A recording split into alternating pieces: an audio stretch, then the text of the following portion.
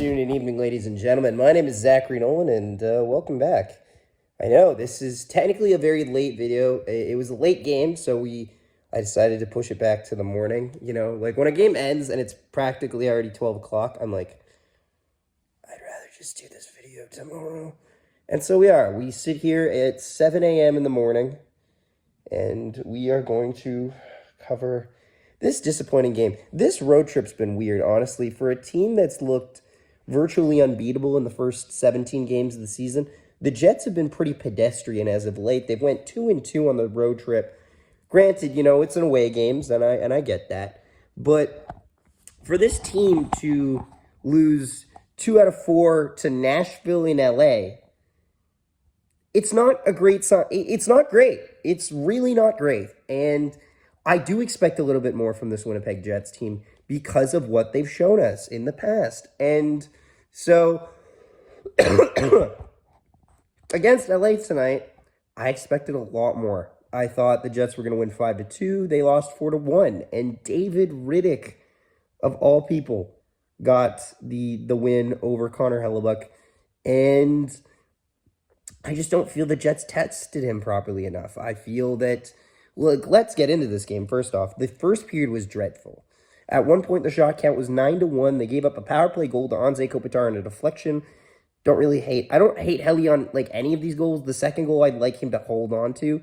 But, like, what are you going to do on some of these? Like, the deflection's great, and the third goal goes off Hayden Fleury and I'm like, shoot. Darn it. First period, you know, it's unfortunate. They should have got going a lot quicker. It was a late game, yes, but you didn't play yesterday. You had the day off, and you're gonna have a day off today. So if you could, they need to jump on this game a little bit earlier. They can't just let the Kings dog walk them and make it their game. And the Kings made it their game. We go into the second period, and still, Kings controlling mostly. Jets are starting to get a couple looks, but they're struggling to get through the Kings 1-2-2 system, and it shows.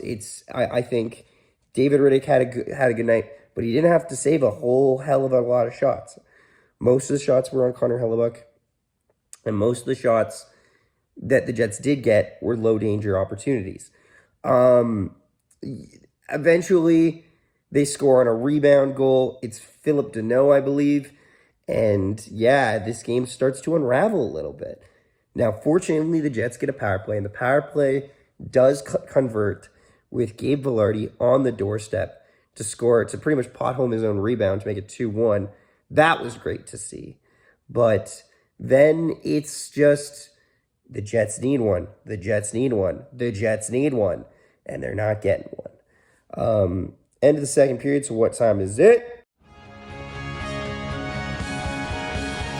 Moose Watch!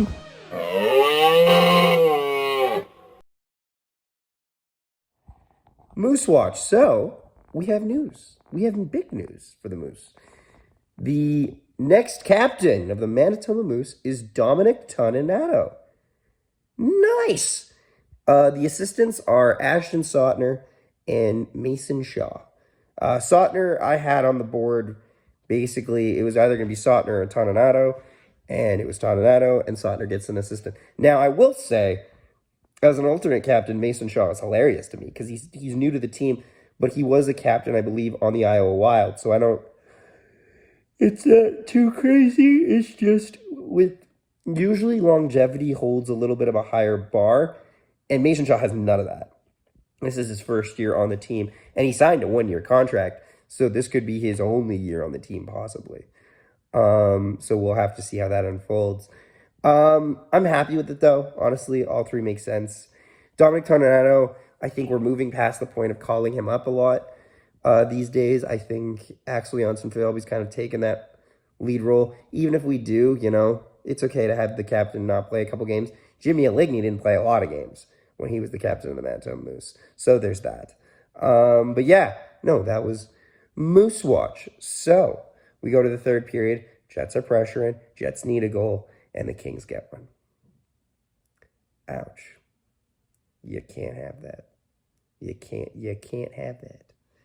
And it pretty much ices this game away because the Kings will end up getting an empty netter as well, too. But it's a goal that goes off of Hayden Fleury's leg and in the net. And I'm like, ugh. There's nothing you can really do on that. Like, Hayden Fleury's playing the pass, and the shooter just gets kind of lucky with his positioning of his shot, and it just goes in off him. But it still hurts. It still hurts a lot. Jets try to get something going with 3 minutes left.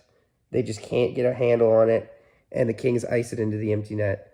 And that's that. And Jets have now lost 2 of their last 4, I believe. Eek. Eek. That's the only word you can say to describe it. Eek. It's not good. Jets are going to look to bounce back in Vegas tomorrow night. Hope they do, because I don't want a losing skid. I really don't want a losing skid. This team is better than that, I would say. Overall, 3 stars of the game. Gabe Vilardi gets first star. Rasmus Kupari gets the second star. He had a penalty shot at one point. Could not convert, but he had a good game. Third star, probably, I don't know, Kyle Connor. And then honorable mention, Ville Heinola. Didn't hate his game. Tough one tonight, though. We'll be back in action tomorrow night when your Winnipeg Jets take on the Vegas Golden Knights. We're going to be hoping for a better result. Go Jets, go, and I will see you next time. Nikolai Ehlers chips it through, gets around, and he shoots and scores!